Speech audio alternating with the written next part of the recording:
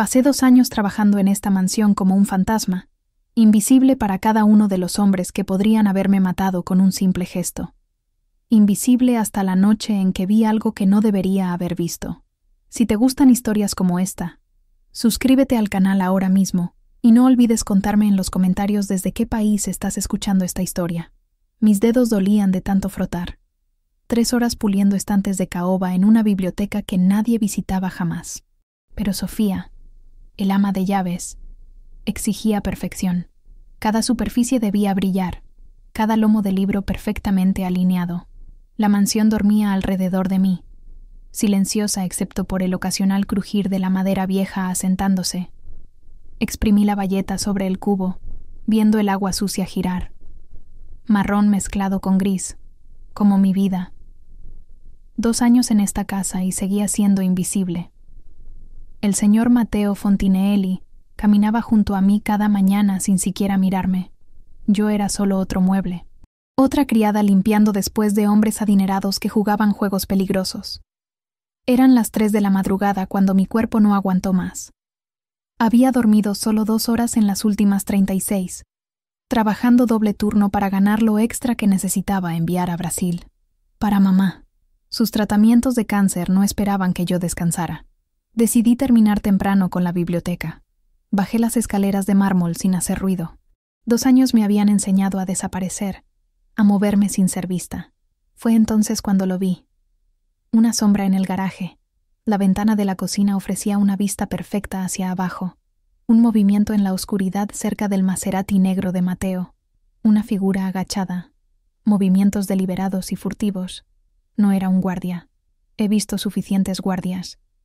Se mueven erguidos, confiados en su territorio. Esta persona se movía como si estuviera escondiendo algo, como si fuera culpable. Mi corazón se aceleró contra mis costillas.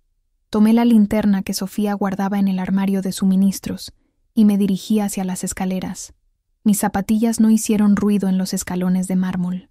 El garaje olía a cuero caro y aceite de motor. Encendí la linterna, barriendo el rayo de luz por el espacio. El Maserati estaba pristino y vacío. La figura había desaparecido. Ningún guardia en la entrada. Ninguna evidencia de que alguien hubiera estado ahí en absoluto. Recorrí el perímetro del auto de todas formas, buscando. Mi pulso aún acelerado. Nada parecía alterado. El piso de concreto no mostraba marcas frescas. Ninguna herramienta abandonada. Ningún cable cortado o dispositivo extraño. ¿Había imaginado todo? Demasiados turnos dobles. Demasiadas noches enviando dinero a casa mientras mamá peleaba contra el cáncer a miles de kilómetros de distancia. Pero algo se sentía mal. El tipo de mal que vive en tus huesos. El tipo que un veterinario aprende a confiar cuando un animal no puede decirte dónde duele. Subí de vuelta a las escaleras. El corazón aún elevado. Eran las 3:47 de la madrugada. Otra hora antes de que el turno de día llegara. Antes de que la mansión despertara. El amanecer llegó con la voz cortante de Sofía atravesando la cocina. La plata necesitaba ser repolida. ¿Alguien verificó el inventario de vinos? ¿Dónde estaba el desayuno? Me moví mecánicamente, preparando café de la forma que el señor Fontinelli lo prefería. Tostado oscuro, sin azúcar, servido exactamente a las 7:30 cuando descendía de su ala privada. 2 años me habían enseñado sus patrones. Era una criatura de rutina, predecible de formas que probablemente lo mantenían vivo en su mundo. El personal restante se movía alrededor de mí. María poniendo la mesa. Carlos trayendo flores frescas. Todos desempeñando nuestros papeles coreografiados. Estaba tan cansada que mis manos temblaban mientras preparaba la bandeja de café. 7:28. La llevé al comedor. La coloqué en la repisa. Revisé la temperatura una última vez. Pasos en las escaleras. Pesados. Medidos. El señor Fontinelli apareció, impecable en un traje gris carbón que probablemente costaba más de lo que ganaba en 6 meses. Cabello oscuro perfectamente peinado, la cicatriz sobre su ceja derecha capturando la luz. 38 años y comandaba el espacio como un rey inspeccionando su reino. Sus ojos pasaron sobre mí sin reconocimiento. Se sirvió su propio café, revisando su teléfono con su mano libre. Entonces el teléfono sonó. Respondió en italiano, su voz baja y controlada. Entendía lo suficiente para captar fragmentos. Mi abuela me había enseñado algunas frases años atrás, cuando todavía creía que usaría mi título veterinario para algo más que limpiar casas de hombres peligrosos. Territorio de Brunelli hoy, decía. Su tono cambió, se volvió urgente. No puedo esperar, debo llegar rápido. Ya estaba en movimiento hacia la puerta, llaves en la mano, hablando sobre la necesidad de acelerar antes de que Brunelli cambiara de opinión, sobre cómo los retrasos no eran aceptables. Su voz tenía esa calidad que decía que estaba a punto de hacer algo violento. Y de repente, volví a estar en el garaje a las 3 de la mañana. Vi esa figura agachada junto a su auto. La conexión me golpeó como agua helada. «¡No arranques el coche!». Las palabras salieron desgarrando mi garganta antes de poder detenerlas. Estaba corriendo, mis zapatillas golpeando el mármol mientras lo perseguía. Cada cabeza se giró. La boca de Sofía se abrió. Los guardias materializaron de la nada, manos reaching hacia las armas con Cealet bajo sus chaquetas. El señor Fontinelli se congeló en la puerta de entrada, sus ojos gris azulados finalmente mirándome. No a través de mí. A mí. ¿Qué dijiste? Su voz era mortal, el tipo de silencio que viene antes de la violencia. No arranques el coche. Mis palabras salían entrecortadas. Por favor, algo está mal. ¿Quién diablos eres tú? Los guardias apuntaron sus armas directamente a mi cabeza. Enzo, el hombre de confianza de Matteo con una cicatriz que le atravesaba media cara, me rodeó en segundos. Pero Matteo levantó una mano con un gesto tan controlado que todos se congelaron. «Suéltenla», ordenó, su voz llevando el peso de un imperio de crimen. Ahora. Los brazos de los guardias bajaron lentamente. Aún tenían las armas listas, pero al menos no apuntaban a mi pecho. Matteo caminó hacia mí, sus ojos gris azulados estudiando mi rostro como si estuviera tratando de determinar si era una amenaza o una loca. «Mi nombre es Camila. Camila Fontino». Escupí las palabras. «Llevo 2 años aquí. Limpio.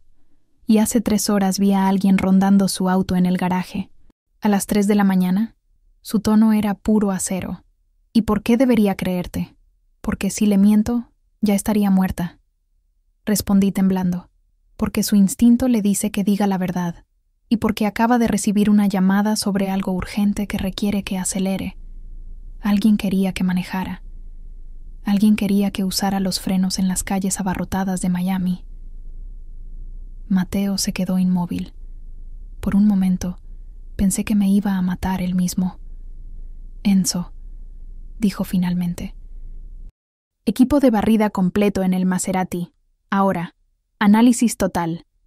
«¿Señor?» Enzo no parecía convencido. «Ahora, Enzo». La mansión se convirtió en un caos controlado. Hombres tácticos aparecieron en minutos con equipos que no podía identificar. Se dispersaron por el garaje como hormigas en azúcar. Matteo me señaló una silla en la sala de estar. No fue una petición.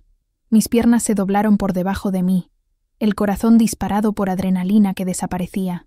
¿Qué había hecho? Si me equivocaba, si había imaginado toda la cosa, acababa de humillarlo frente a su personal completo. Había desperdiciado su tiempo. Lo había hecho llegar tarde para lo que fuera que tuviera planeado. Mamá necesitaba mi trabajo. Necesitaba el dinero que enviaba cada mes para sus tratamientos. «¿Cuál es tu nombre completo?», preguntó Matteo sentándose frente a mí. «Camila Fontino. ¿Cuánto tiempo trabajas aquí?» «2 años. Y nunca te había visto antes». No era una pregunta. «Usted ve a través de mí cada día, señor Fontinelli. Soy invisible. Es así como le gusta su personal».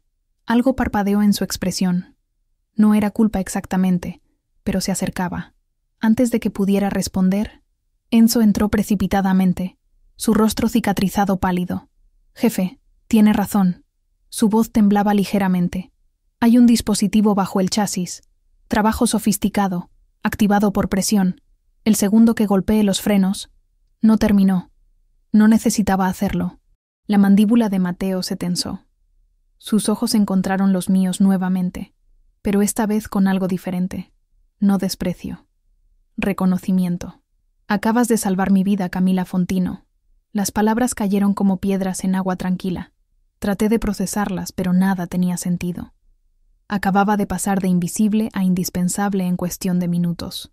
Mateo se puso de pie y caminó hacia la ventana. Su teléfono ya estaba en su mano, marcando. Habló en italiano rápidamente, su voz mortal. Escuché fragmentos. El nombre, Brunelli. Una declaración de guerra. Una promesa de muerte. Colgó y se giró hacia mí. ¿Por qué estabas despierte a las 3 de la mañana? Trabajo doble turno. El pago nocturno es extra. Envío dinero a casa a Brasil cada mes. ¿A quién? A mi madre. Tiene cáncer. Etapa 3. Los tratamientos son caros. Mi voz se quebró. Mucho más caros de lo que puedo costearme. Vi algo pasar por su rostro. No era exactamente simpatía. Era cálculo. Procesamiento. Archivamiento de información. Tu salario se duplica a partir de hoy, dijo simplemente. Parpadeé. ¿Qué? Oíste perfectamente. Tu salario se duplica. Y además, un paquete de beneficios médicos completo. Incluye cobertura para miembros de la familia en el extranjero. Tu madre califica. No puedo aceptar, comencé. No es caridad. Es pago por servicios prestados. Eres más observadora que mi equipo de seguridad completo. Eso tiene valor. Las lágrimas llenan mis ojos, pero parpadeé furiosamente. Orgullo guerreando con alivio. Gracias. Hay una condición, continuó. No puedes volver a tu apartamento. Brunelli sabrá quién eres ahora. Si tenía un cómplice que te vio en el garaje, eres un objetivo. Te quedarás aquí. Ala de huéspedes, no los cuartos del personal. Enzo te asignará seguridad personal. ¿Por cuánto tiempo? Hasta que aseguré la situación. Hizo una pausa. Hasta que esto termine. Sofía apareció horas después con un uniforme diferente y la noticia de que mis cosas se recopilarían de mi apartamento. La mansión se había convertido en una fortaleza. Guardias en cada rincón. Armas ya no ocultas. Hombres en equipos tácticos patrullando pasillos que había limpiado 1000 veces. Mientras subía las escaleras hacia el ala de huéspedes, me di cuenta de que mi vida invisible había terminado. Para bien o para mal, Matteo Fontinelli finalmente me había visto. Y eso significaba que todos los demás también lo harían. 3 días después de descubrir la bomba, Matteo me ordenó que me vistiera. No fue una petición. Sofía apareció con un vestido azul marino de seda, que probablemente costaba más de lo que ganaba en un mes. Simple pero elegante. Zapatos de tacón que hacían que mis pies protestaran. ¿Para qué es esto?, pregunté, observándome en el espejo como si fuera un extraño mirando a través del vidrio. Una reunión con las 5 familias, explicó Sofía, peinando mi cabello largo. Testificarás sobre lo que viste. Serás parte del círculo. Es un honor. No parecía un honor. Parecía una trampa. El lugar donde se realizaba la reunión era una propiedad que hacía que la mansión de Matteo pareciera modesta. Columnas de mármol, fuentes con pan de oro, jardines iluminados por miles de luces diminutas. Hombres con trajes caros se agrupaban en conversaciones en idiomas que no podía identificar. Sus mujeres usaban diamantes que podrían financiar un hospital pequeño. Me sentía como un fraude en la seda prestada. La mano de Matteo encontró la parte baja de mi espalda mientras entrábamos. Mantente cerca. No hables a menos que alguien te dirija la palabra. Si alguien pregunta sobre la bomba, dices la verdad. Nada más, nada menos. ¿Entendido? Asentí, mi boca demasiado seca para formar palabras. El comedor era obsceno en su lujo. Candelabros de cristal, porcelana que parecía pertenecer a un museo, camareros moviéndose con precisión coreografiada. Me senté junto a Matteo en una mesa larga, acutamente consciente de cada ojo evaluándome, juzgándome, preguntándose qué hacía una mujer como yo en un lugar como este. La conversación comenzó con cortesía, negocios discutidos en eufemismos cuidadosos, territorios y acuerdos mencionados como si estuvieran discutiendo el clima. Picoteé la comida que no podía probar, tratando de desaparecer en la silla. Entonces las puertas se abrieron. Salvatore Brunelli caminó como si poseyera la sala, más mayor de lo que me había imaginado, tal vez 50, con cabello plateado y una sonrisa que nunca llegaba a sus ojos fríos. Fue escoltado por hombres de la familia Bersani, invitados por arreglo. La temperatura bajó 10 grados. Matteo me tomó la mano bajo la mesa. Un apretón. Una advertencia. Mantente tranquila. Mantente callada. Brunelli se sentó directamente frente a nosotros. Su mirada pasó sobre mí, demorándose deliberadamente. Luego sonrió. Mateo, escuché que tuviste una situación complicada recientemente. Qué fortunado que sobrevivieras. Dijo en inglés perfecto. ¿Y quién es esta hermosa criatura? ¿Seguramente no es la criada que salvó tu vida? El silencio cayó. Todos observaban, esperando. Su nombre no es tu preocupación, dijo Mateo suavemente. Oh, pero lo es. Cuando alguien interfiere con mis asuntos, me interesa saber todo sobre ellos. Continuó Brunelli, dirigiéndose a toda la mesa ahora, no a mí. Camila Fontino, 28 años, de São Paulo, originalmente veterinaria por formación, aunque ha estado limpiando inodoros durante los últimos 2 años. ¡Qué caída de los poderosos! El calor inundó mi rostro. ¿Cómo sabía todo eso? La madre está muriendo, ¿sabes? Continuó con simpatía falsa. Cáncer, etapa 3. Los tratamientos deben ser terriblemente caros. Imagino que la querida Camila aquí haría prácticamente cualquier cosa por dinero para mantener a su madre viva. Cualquier cosa. Suficiente, dijo Mateo, su voz mortalmente tranquila. Simplemente estoy estableciendo hechos. Esta mujer es desesperada. La gente desesperada es impredecible, poco confiable. Dirán lo que sea que necesiten decir. Se alinearán con quien quiera que pague más. ¿Cómo saben que no configuró toda la situación de la bomba ella misma? Una forma conveniente de llamar la atención de un hombre rico y poderoso. Las caras alrededor de la mesa mostraban cálculo, duda que se arrastraba. ¿Era esta criada brasileña desesperada confiable? ¿O estaba jugando un juego más profundo? Tal vez, continuó Brunelli, su voz goteando falsa compasión. Simplemente es una herramienta. Una propiedad que Mateo está usando para ganar simpatía, para justificar lo que sea que esté planeando hacer en represalia. De cualquier manera, es solo una criada. Un don nadie. Desechable. Esa palabra. Desechable. Como si fuera basura. Mateo se puso de pie. El movimiento fue tan repentino, tan controlado en su violencia, que todos se congelaron. No volverás a hablar de ella, dijo, su voz llenando la sala. ¿O qué? ¿Me amenazarás frente a testigos en territorio neutral? Eso está bajo tu nivel, Mateo. Sonrió Brunelli. Escúchenme todos, cuidadosamente. La voz de Mateo era autoridad pura. Camila Fontino está bajo mi protección personal. No como empleada, no como testigo, como alguien que he reclamado. Cualquiera que le cause daño, que la amenace, o que hable de ella con falta de respeto, responderá ante mí. Esto no es negociable, esto no es temporal, esto es permanente. Las palabras cayeron como bombas. Vi las reacciones, la comprensión amaneciendo. En su mundo, tal declaración significaba algo específico. Significaba que yo no era solo protegida, era parte de su territorio, sus activos, su mundo de una manera que lo cambiaba todo. Brunelli sonrió más ampliamente, pero había algo depredador en ello. ¡Qué fascinante! Has hecho esto personal, Mateo. Eso siempre es un error. El error fue tuyo. Intentar matarme, fallar y luego insultarme. A lo que es mío, respondió Mateo. Lo que es mío. La posesión debería haberme enfadado. En su lugar, se sintió como armadura. Salimos antes del postre. La mano de Mateo en mi espalda, guiándome a través de salas que se borraron juntas. No podía dejar de temblar. En el auto, el silencio se extendía entre nosotros. Enzo conducía, ojos cuidadosamente en la carretera. Lo siento, dijo Mateo, su voz baja. Subestime su capacidad. Pensé que traerte solidificaría mi posición, probaría que el intento de asesinato era real. No pensé que te destruiría frente a todos. Mi voz se quebró. Me hizo sonar como alguien desesperado que haría cualquier cosa por dinero. No eres, respondió, y cualquiera con un cerebro lo sabe, pero los ojos no mienten.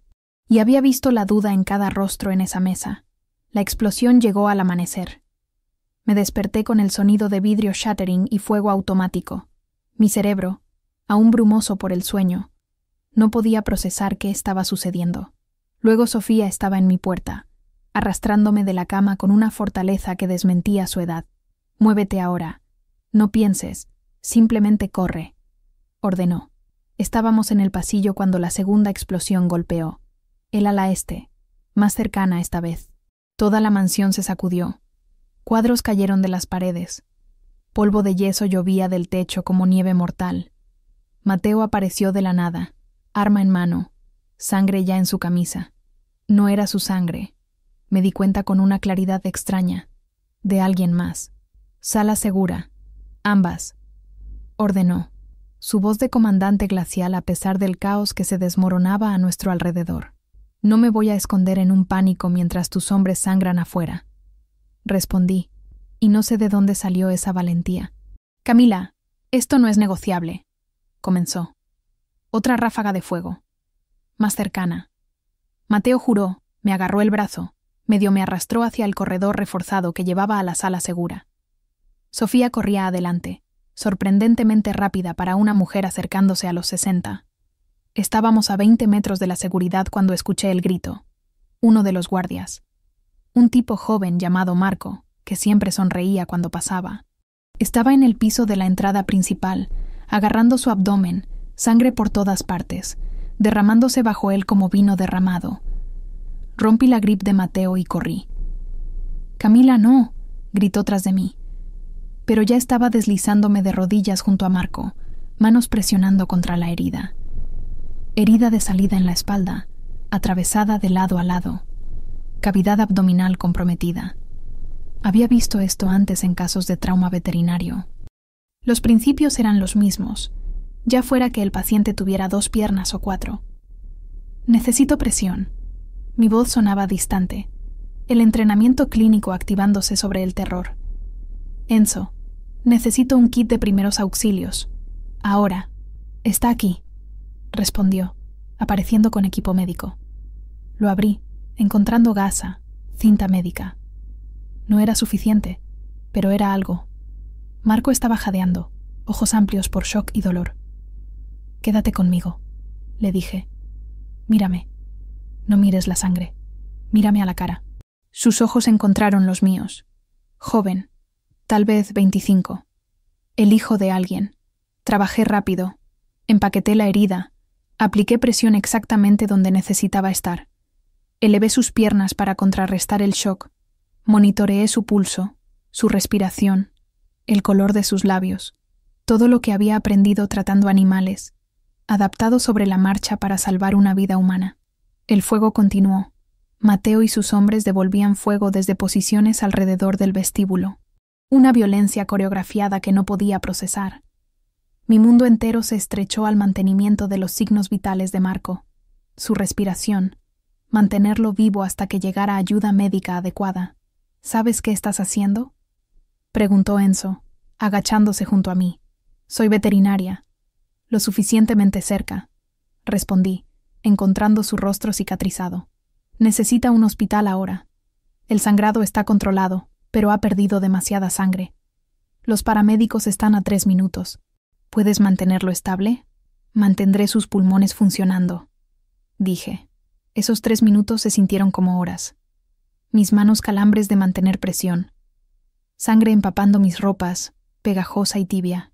Marco iba y venía de la conciencia. Y cada vez que sus ojos se cerraban, hablaba más fuerte. Exigía que permaneciera presente. «Tienes una novia, Marco. Cuéntame sobre ella». Presioné. Murmuró algo. «¿Ana? ¿Su nombre era Ana? ¿Qué es ella?» «Bonita, inteligente. Quiere ser maestra», susurró. «Entonces tienes que mantenerte vivo para poder casarte con ella. ¿Me escuchas? Ana necesita que te mantengas vivo». Su agarre en mi mano se apretó. Acuerdo. Promesa. El paramédico irrumpió. Profesional y eficiente. Tomaron el relevo, trabajando con velocidad practicada. Uno de ellos miró mi vendaje improvisado, el posicionamiento, y asintió. «Respeto. Buen trabajo.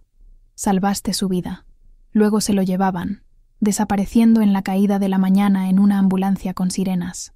El silencio vino después. No el silencio del fin, sino el silencio del control reacertándose. Los hombres de Matteo dieron vuelta a posiciones defensivas. El fuego cesó. Los atacantes de Brunelli se retiraban o estaban muertos. Matteo apareció sobre mí, extendiéndome una mano. Su rostro estaba mortalmente tranquilo, pero sus ojos mostraban algo diferente. No sorpresa. Aquiescencia. Levántate, dijo simplemente. Cuando me puse de pie, cubierta de sangre de otra persona, él me estudió de una manera que no había hecho antes.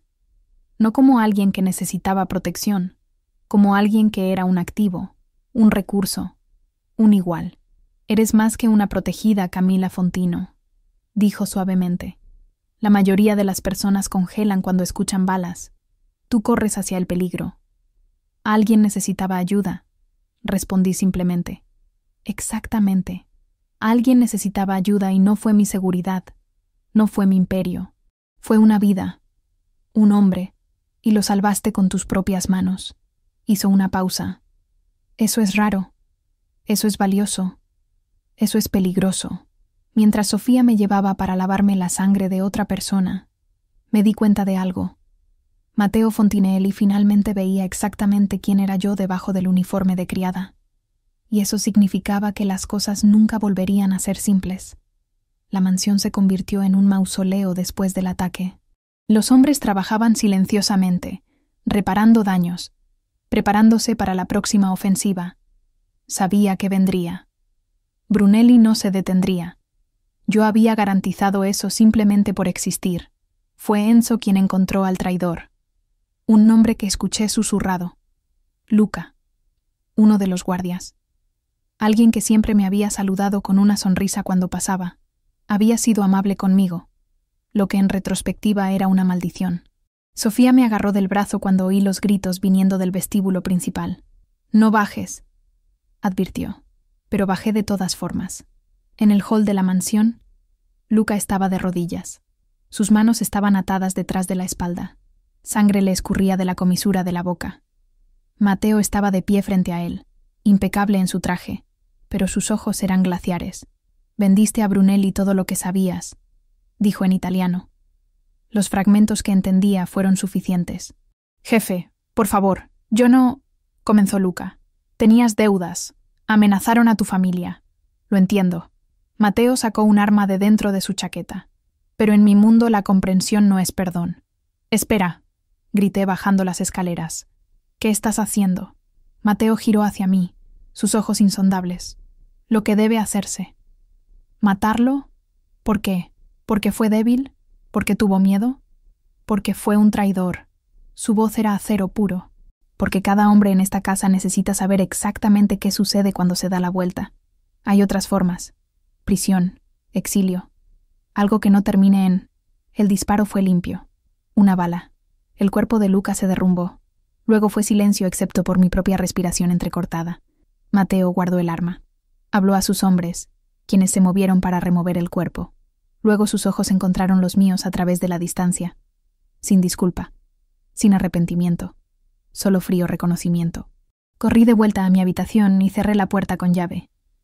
Enzo encontró a Sofía en el corredor una hora después. Ella estaba esperando. ¿Pretendes que entiendas nuestro mundo?, preguntó la anciana, de pie a mi lado en el balcón. ¿Después de solo días? No quiero entender un mundo donde la gente es ejecutada por debilidad, respondí, observando los jardines abajo. Luca era familia de Matteo, primo, lo conocía toda su vida. Entonces, ¿cómo pudo?, pregunté. Porque la traición de sangre es el peor pecado en nuestro mundo. Peor que robar, peor que matar.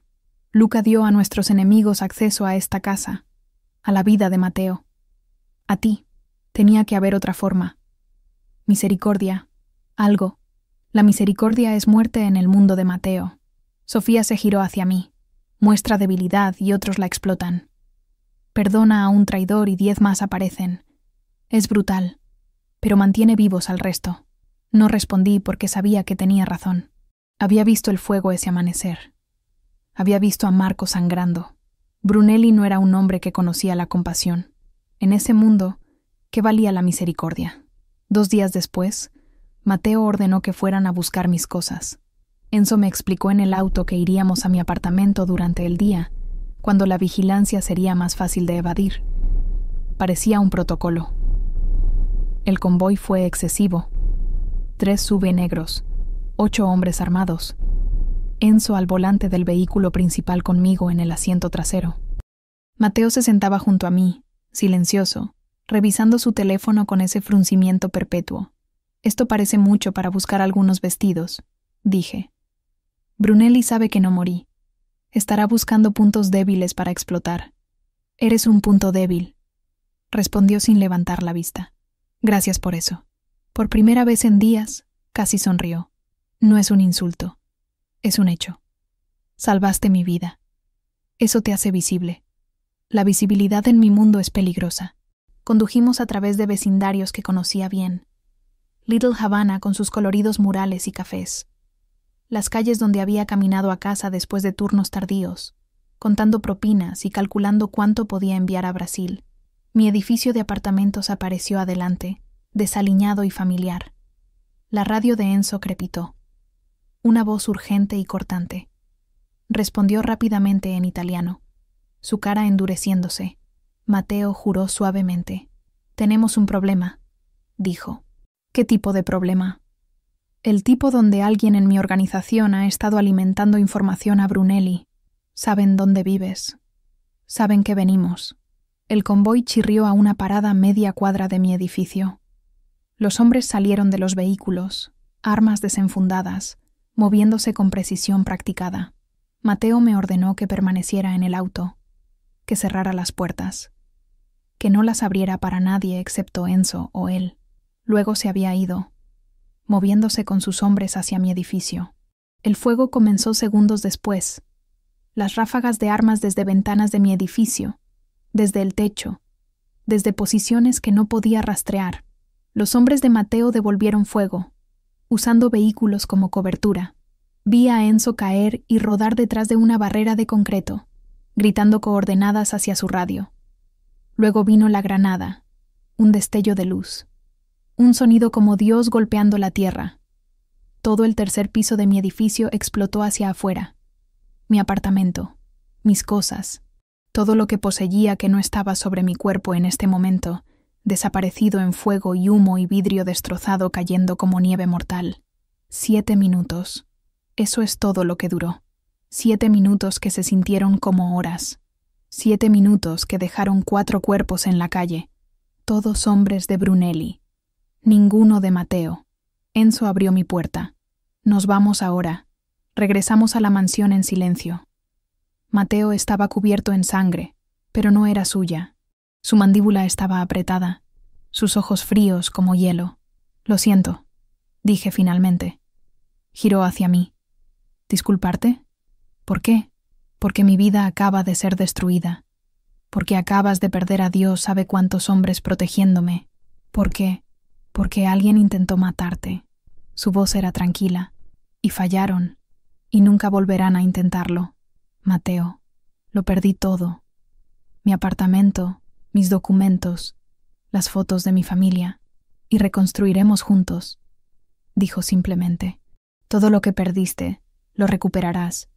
No como fue, pero mejor». No sabía si podía creerle, pero mientras me observaba con esos ojos gris azulados, me di cuenta de que ya había entregado mi fe a este hombre sin opción. Pasé 3 días en mi habitación del ala de huéspedes. Sofía traía comida que no comía. Enzo hacía rondas de seguridad. Mateo no vino. Entendía. Estaba ocupado limpiando su organización, tratando con traidores, planeando represalias contra Brunelli. Yo era un lujo que no podía permitirse mientras su imperio se desmoronaba. El 4.º día, mientras caminaba por los jardines tratando de encontrar algo parecido a la paz, la escuché. Un gemido bajo. El sonido de algo en dolor. En el patio pavimentado, uno de los pastores alemanes de Mateo estaba tumbado bajo una fuente de mármol. Enorme y cicatrizado, probablemente un perro de ataque. Pero ahora estaba arrastrando su pata trasera izquierda con cada movimiento, cojeando, sufriendo. Mis instintos veterinarios se dispararon antes de que mi cerebro pudiera ponerse al día. «Hola, chico», murmuré, acercándome lentamente desde un lado, no frontalmente. Hablé en portugués, el idioma de mi abuela. Solo quiero ayudarte. El perro tensó, entrenado para atacar, probablemente, pero también estaba en dolor. Pasé 15 minutos en paciencia, hablando, moviéndome lentamente, leyendo su lenguaje corporal. Finalmente, él permitió que me tocara. Mis manos encontraron el problema inmediatamente. Displasia de cadera, avanzada e intratada. La articulación inflamada. El perro había estado compensando durante meses, tal vez años, probablemente agonizante con cada paso. Alguien ha estado cuidándote muy mal, ¿verdad? Susurré, continuando mi examen. ¿Estás bien? Me giré. Mateo estaba de pie a 10 pies de distancia, observándome con esos ojos calculadores. Está en dolor. Ha estado así por un largo tiempo. La displasia en su cadera es severa. Continué mi examen, sintiendo el perro relajarse bajo mis manos practicadas. Quien ha estado tratándolo se perdió el diagnóstico. Probablemente pensaron que era solo artritis. Puedes decir eso solo tocándolo. Había sorpresa en su voz. Puedo decirlo porque pasé 4 años aprendiendo exactamente esto. Las palabras salieron más afiladas de lo que pretendía. Soy veterinaria, señor Fontinelli. Una verdadera, con un título en todo. No solo una criada que tuvo suerte detectando sombras. Algo cambió en su expresión. No sorpresa.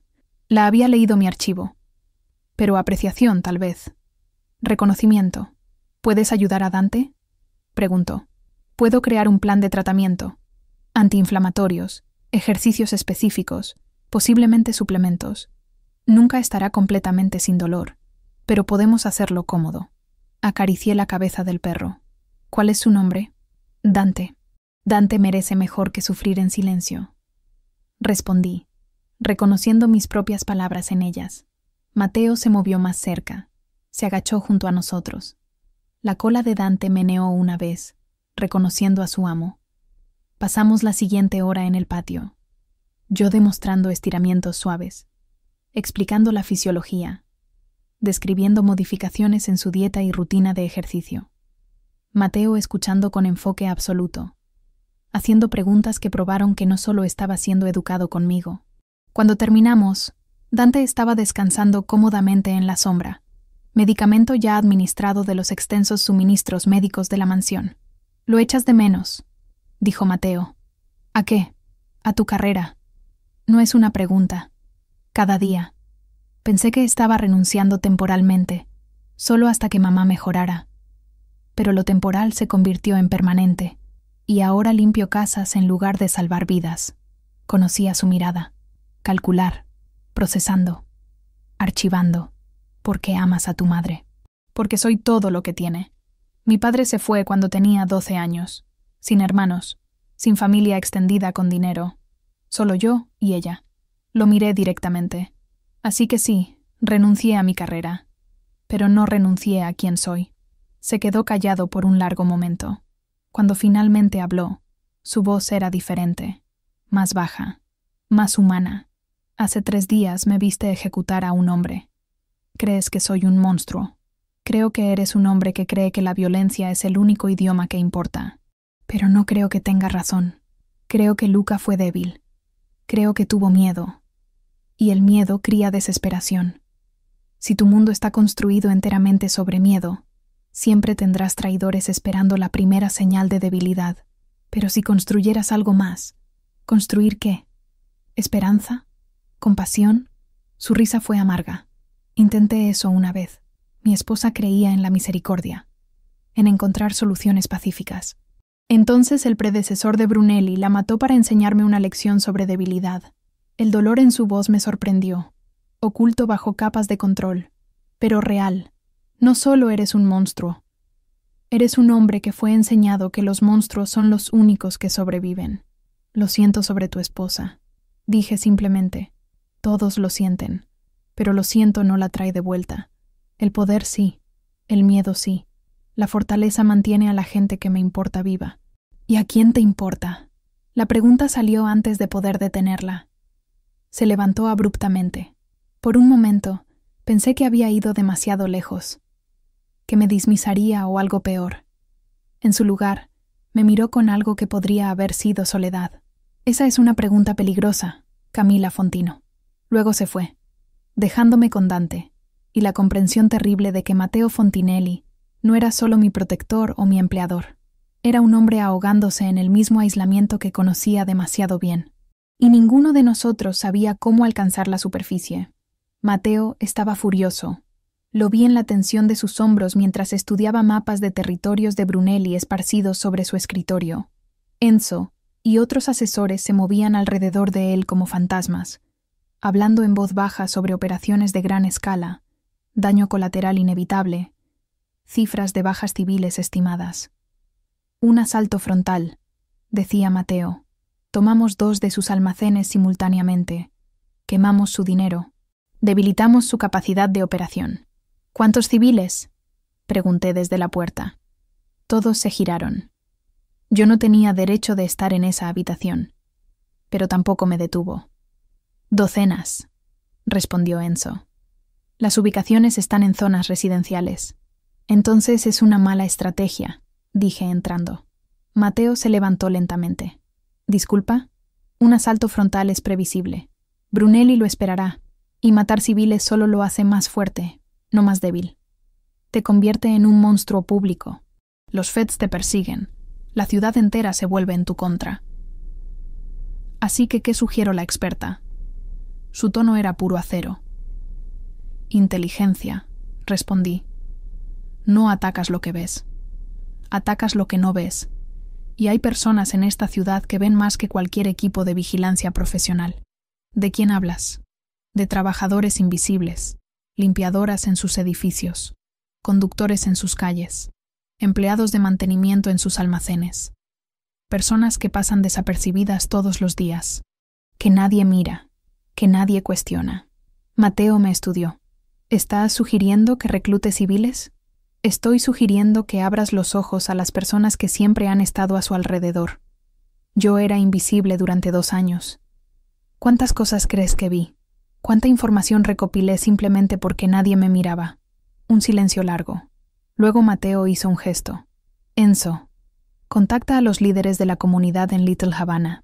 Diles que necesito trabajadores de mantenimiento, empleadas domésticas, cualquiera que haya trabajado para Brunelli en los últimos 6 meses. Pago doble de lo que les ofrecieron, y garantía de protección si hay represalias. ¿Señor? Enzo parecía confundido. Hazlo. 48 horas. Eso es todo lo que tardamos. Matteo había alquilado un loft en el centro de la ciudad, fuera de su territorio, neutral. Trabajadores comenzaron a llegar al atardecer, mujeres mayormente, algunas hombres, todos con historias de trabajar en propiedades de Brunelli. Todos con acceso que nadie importante jamás consideraría importante. Yo estaba ahí cuando llegaban, traduciendo cuando era necesario, tomando notas. Cada persona contaba lo que había visto. El patrón de guardias, las horas de cambio, dónde se guardaban las armas, dónde se depositaba el dinero. Para la segunda noche, teníamos un cuadro que era increíblemente detallado. «Esto es extraordinario», murmuró Matteo, estudiando los mapas que habíamos compilado. Meses de vigilancia profesional, y nos perdimos el 60% de esto, porque tu equipo de vigilancia estaba buscando amenazas profesionales, respondí. Estaban buscando hombres armados. Estaban buscando tácticas. Pero alguien vaciando un basura cada noche ve patrones diferentes. Alguien limpiando un piso ve dónde se guardan las cosas. Alguien recibiendo entregas ve cuándo es vulnerable el flujo de efectivo. Matteo se giró hacia mí, y por primera vez vi respeto genuino en sus ojos. No era la mirada de un hombre viendo a alguien a quien proteger. Era la mirada de alguien viendo a un igual estratégico. Reformulamos el plan, ordenó a sus hombres. No es una invasión, es una operación quirúrgica. Entramos por las rutas identificadas por nuestros observadores. Neutralizamos guardias en las ubicaciones señaladas. Recopilamos lo que necesitamos. Salimos limpiamente, sin civiles, sin daño colateral, precisión pura. ¿Y estos trabajadores?, preguntó Enzo, señalando a los hombres y mujeres que aún estaban siendo entrevistados. Reciben el dinero prometido y desaparecen. Les daremos pasajes aéreos si lo desean, nueva documentación si la necesitan. Nadie debe enfrentar represalias por ayudarme. Mientras los hombres de Mateo comenzaban a modelar el nuevo ataque basado en nuestra inteligencia recopilada, me di cuenta de algo. Los trabajadores invisibles se habían convertido en arma, no una de destrucción, sino de precisión, de verdad. Y Mateo estaba escuchando a una limpiadora brasileña sobre estrategia militar. La noche antes de la operación, encontré a Mateo en la biblioteca, el mismo lugar donde todo había comenzado. Esto podría fallar, dije. Todo puede fallar, respondió, sin levantar la vista de su libro. Pero tus observadores nos han dado probabilidades que nunca habríamos tenido de otra manera. Ya no estamos atacando en la oscuridad. ¿Qué sucede si Brunelli descubre que la fuente es trabajadores de su propia casa? Entonces aprenderá que nadie es verdaderamente invisible, que incluso los que ignora pueden cambiar su mundo. Finalmente me miró. Como tú. Me acerqué, sentándome en la silla frente a él. ¿Tienes miedo?, preguntó. Sí, admití. ¿Tú? Siempre. El miedo mantiene vivo a los hombres. Es la arrogancia la que nos mata. Hizo una pausa. Pero contigo a mi lado, con tu mente, tu observación, tu humanidad, podría hacer esto diferente. Podría ganar sin perder mi alma completamente. ¿Y después? Después, dijo suavemente, veremos qué construimos juntos. Mateo no confiaba en la facilidad de nuestra inteligencia recopilada. Lo supe por la forma en que estudió los informes, por las preguntas que hizo, por la manera en que sus ojos se entornaron con sospecha pura. Es demasiado perfecto, dijo, tirando los documentos sobre el escritorio. 48 horas y tenemos acceso completo a sus operaciones. Eso no es suerte. Es una trampa. ¿Cómo lo sabes?, pregunté. Porque Brunelli no es un tonto. Es un depredador. Y los depredadores no dejan un rastro tan fácil de seguir a menos que quieran ser seguidos. Se levantó, caminando hacia la ventana. ¿Cuál es el objetivo? ¿Por qué revelar tanta información vulnerable? Enzo entró con noticias que confirmaron nuestras sospechas. Jefe, recibimos un mensaje encriptado de un contacto en la agencia federal. Alguien ha estado alertando a Brunelli sobre nuestros movimientos. No es solo un traidor. Hay una red. Y han estado monitoreando cada paso que hemos planeado. ¿Entonces sabe que vendré?, preguntó Mateo. Sabe todo, excepto cuándo exactamente. Y está apostando a que seremos predecibles. Mateo giró hacia mí, y en sus ojos vi la comprensión completa. Está después de ti. No del territorio, no de la información, de ti. Brunelli quiere usarte como leverage. ¿Qué significa eso?, preguntó débilmente. Significa que hemos estado mirando el tablero de juego equivocado.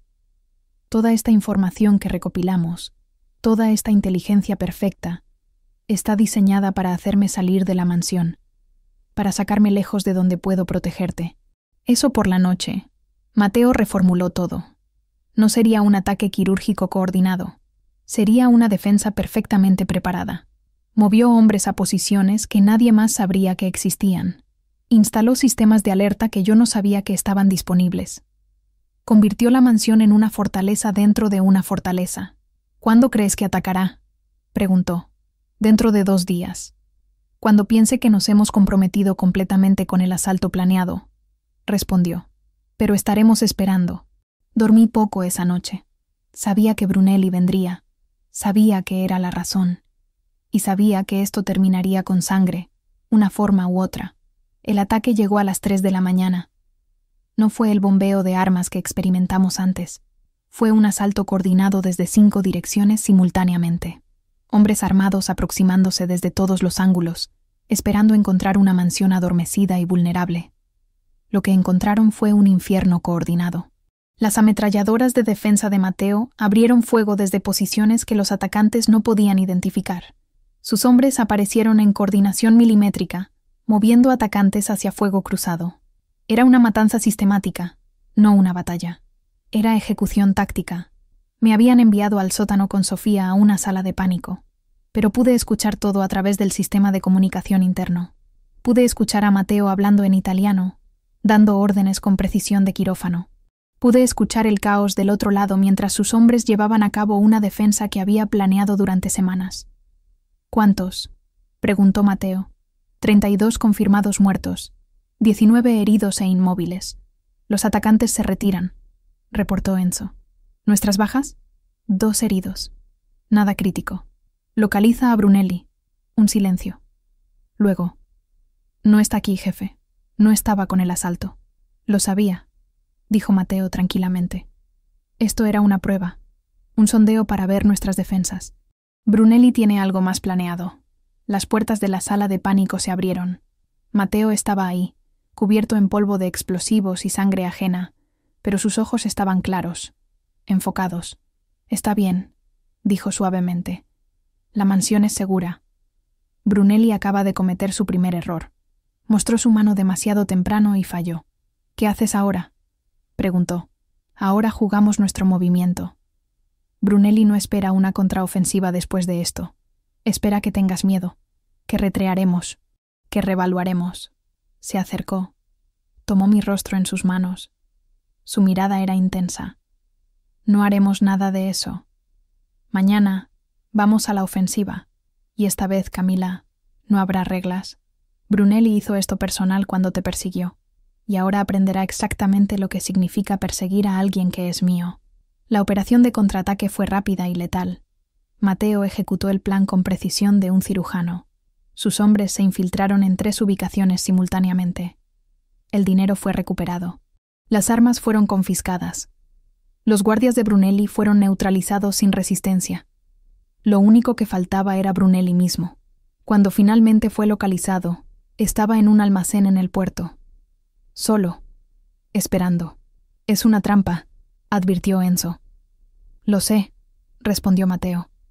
Pero Brunelli no puede permitirse esperar más. Está desesperado, y los hombres desesperados cometen errores. Fuimos en un convoy pequeño. Matteo, Enzo, sus mejores hombres, y yo.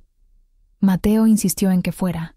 No sé si era para protegerme o para que fuera testigo de lo que estaba por suceder. El almacén estaba vacío excepto por Brunelli.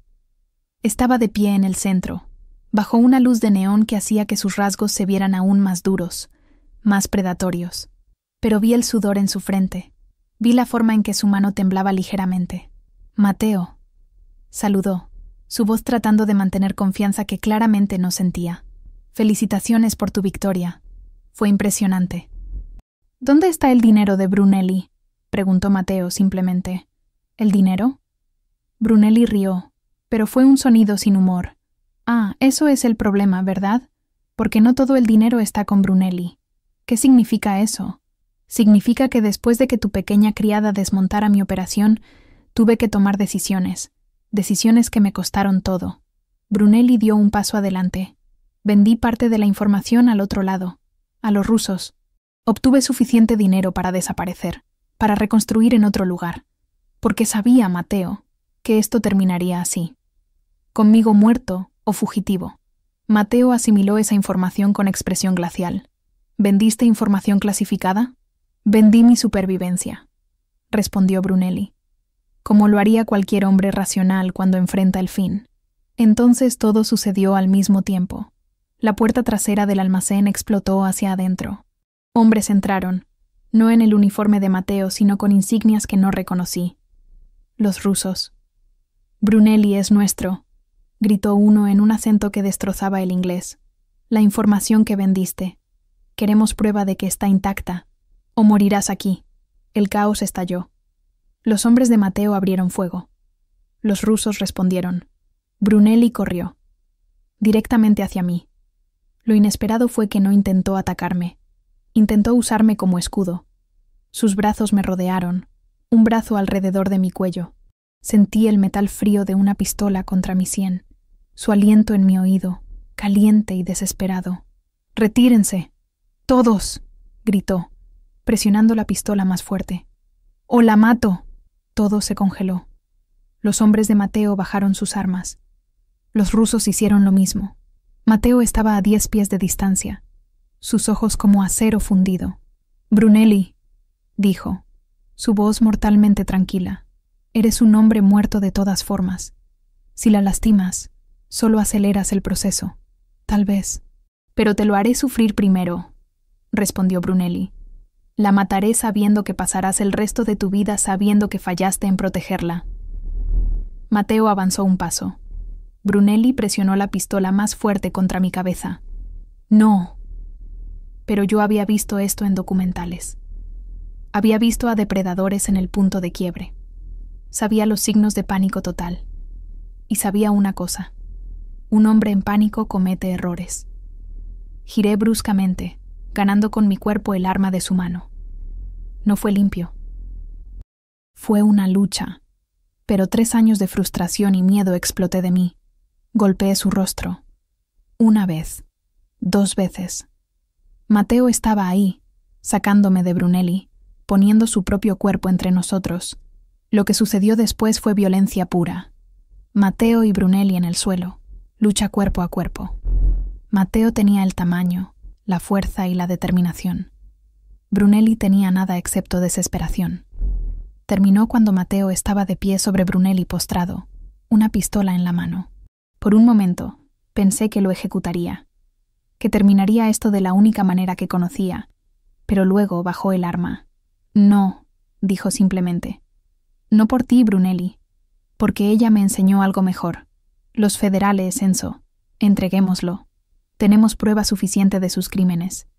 Que pudra en una celda es un castigo mejor que la muerte. Los hombres de Mateo se movieron. Brunelli fue esposado. Los rusos, viendo que su objetivo había sido frustrado, se retiraron silenciosamente. Cuando salimos del almacén, Camila me miró con ojos llenos de lágrimas. «Elegiste justicia», susurró. «Elegí al tipo de hombre que quería ser. Y tú eres la razón por la que ahora tengo esa opción. 3 meses. Eso es todo lo que tardó». Mamá salió del avión en el Aeropuerto Internacional de Miami con la ropa colgando de su cuerpo, pero con vida brillando en sus ojos. El cáncer había sido erradicado. Los tumores desaparecieron bajo el régimen de tratamiento que Mateo había financiado completamente. Ella estaba sanada, verdaderamente sanada. La abracé tan fuerte que pensé que podrían rompérseme los brazos, pero no me importó. Después de años de enviar dinero que nunca era suficiente, de trabajar turnos dobles mientras ella se moría lentamente, finalmente la tenía de vuelta. «Mi bebé», susurró en portugués, acariciando mi cabello. «Mi hermosa bebé que sacrificó todo. Mírate ahora. Vives en un palacio. No es un palacio, mamá. Es una mansión. Hay diferencia», respondí, sonriendo a través de las lágrimas. «¿Y el hombre?», preguntó mamá, sus ojos perceptivos recorriendo la escena. Mateo estaba de pie a una distancia respetuosa, permitiéndome este momento. «Es complicado», respondí. «El amor siempre es complicado, miña filla. Pero él te mira como si fueras su salvación. Eso no es complicado. Eso es real». 2 semanas después, Mateo me llevó a Little Havana, a un edificio de ladrillo rojo que acababa de ser renovado completamente. Nueva pintura, nuevas ventanas, un letrero brillante en la puerta delantera. Clínica Veterinaria Fontino. «¿Qué es esto?», pregunté, aunque ya sabía. «Tu carrera», respondió simplemente.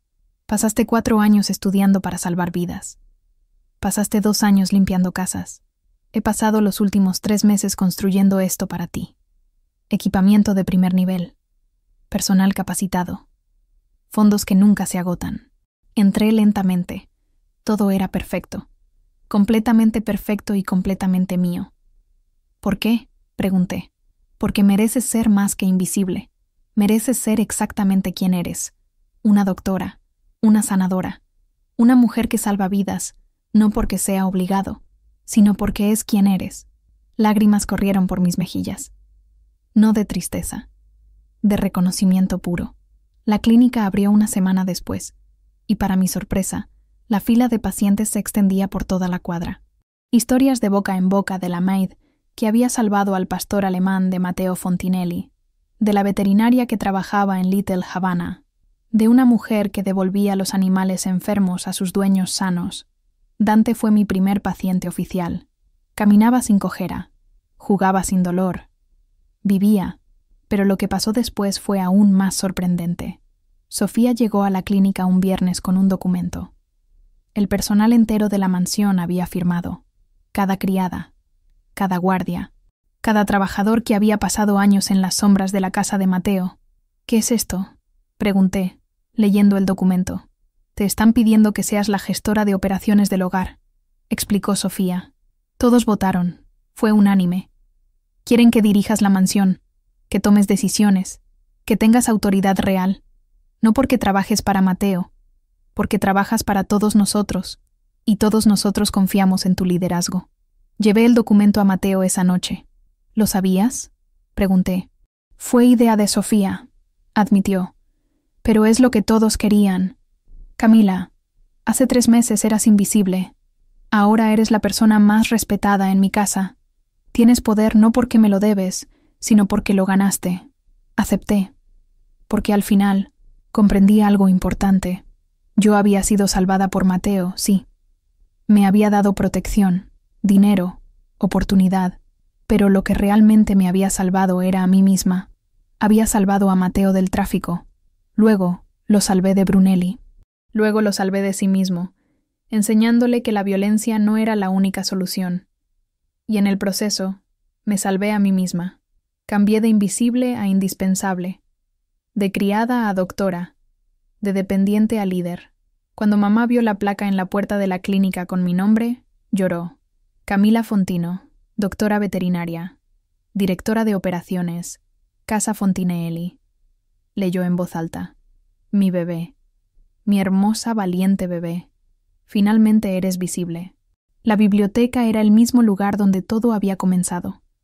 Estantes de caoba perfectamente alineados, luz de atardecer cayendo a través de ventanas de piso a techo. Pero esta vez no estaba limpiando. Estaba sentada en la silla de Mateo, esperándolo. «Pensé te encontraría aquí», dijo, entrando sin golpear. Eso pasaba cuando vivías en la casa de alguien. Las formalidades se disolvían. «¿Cómo sabías?», preguntó. «Porque es el lugar donde todo cambió. Para ti, para mí, para ambos». Se sentó en la silla frente a mí, la misma donde me interrogó meses atrás. Parecía una eternidad. «¿De qué quería hablar?», preguntó Mateo. «Del futuro, de expansiones, de lo que construimos juntos». Sostenía documentos en mi regazo. Planes para una segunda clínica veterinaria, un santuario para animales rescatados, una fundación para ayudar a trabajadores domésticos explotados. «¿Todo esto?», preguntó, hojeando los planes. «Todo esto», confirmé. «Pero no puedo hacerlo sola. Y tú no puedes dirigir un imperio sin alguien que te mantenga humano. Somos socios, Mateo. No empleador y empleada. No protector y protegida. Socios reales que se salvaron mutuamente». Se quedó mirando los documentos por un largo tiempo. «¿Sabes lo que fue lo más difícil?», preguntó finalmente. «No fue la guerra con Brunelli. No fueron los traidores o los federales o las decisiones imposibles que tuve que tomar. Lo más difícil fue vivir siendo visto como un monstruo durante tanto tiempo. Que la gente te tenga miedo pero nunca te mire verdaderamente. Ser un depredador en su propio mundo, pero estar completamente solo». «Yo lo entiendo», respondí. «Lo sé. Ese es el punto». Se levantó, caminó hacia la ventana. «Por 2 años fuiste invisible. Limpiabas, trabajabas, envías dinero a Brasil. Estabas ahí, pero nadie te veía. Y yo pasaba junto a ti cada día sin reconocer que la persona más notable en mi casa era alguien que estaba trabajando en las sombras. Ahora me ves», dije. «Ahora te veo. Correctamente. Como eres. No como una criada a la que rescatar. No como un testigo conveniente. Como Camila Fontino, doctora, sanadora, líder. La mujer que me enseñó que la violencia no era la única opción». Se giró hacia mí. En sus ojos vi vulnerabilidad genuina. «¿Y sabes lo que es lo más terrible?», preguntó. «Que ahora que finalmente puedo verte, tengo miedo de perderte, de que un día te despiertes y te des cuenta de que podrías haber una vida mejor. Una sin mafia, sin peligro, sin conexión a hombres como yo». Dejé los documentos a un lado y caminé hacia él. «Mateo, durante 2 años trabajé para hombres que no me veían. Pasé mi vida siendo descartable. Y luego tú llegaste, y de repente fui visible. Fui importante. Fui suficiente. Ese regalo no se esfuma simplemente porque las cosas se pongan difíciles. ¿Así que estamos en esto?, preguntó. ¿Juntos? Juntos, confirmé, construyendo algo que nunca pensé que sería posible. Una vida donde ambos somos visibles, donde ambos tenemos poder, donde ambos elegimos estar aquí. Él me tomó la mano. No fue una orden, no fue una declaración de posesión. Fue simplemente la mano de un hombre sosteniéndose de alguien que lo mantenía anclado a la humanidad. Brunelli vuelve a juicio el mes que viene, dijo. He estado preparándome para testificar, para que todos sepan exactamente qué intentó hacerte, para que enfrente justicia real. ¿Eso no te hace vulnerables? Probablemente, pero tú me enseñaste que la verdad es más poderosa que el secreto, que mostrarse es más fuerte que esconderse. Así que vamos a mostrar al mundo exactamente quiénes somos. Esa noche, en la misma biblioteca donde una criada invisible había salvado la vida de un capo de la mafia, Mateo y yo comenzamos a planificar un futuro que no se basaba en miedo o violencia, sino en propósito compartido. Nunca pensé que sería posible. Que una chica de São Paulo que trabajaba en turnos dobles para salvar a su madre llegaría a construir un imperio de compasión junto a un hombre criado en violencia. Pero la verdad fue más extraña que la ficción, porque Matteo Fontinelli aprendió que el poder verdadero no viene de aterrorizar a la gente. Viene de ser verdaderamente visto por alguien. Y yo aprendí que la invisibilidad no es una condición permanente. Es una elección. Y una vez que decidí ser visible, descubrí que era prácticamente imparable. Nos salvamos mutuamente. Él me dio visibilidad. Yo le enseñé humanidad. Y en ese intercambio, ambos nos convertimos en exactamente quienes necesitábamos ser.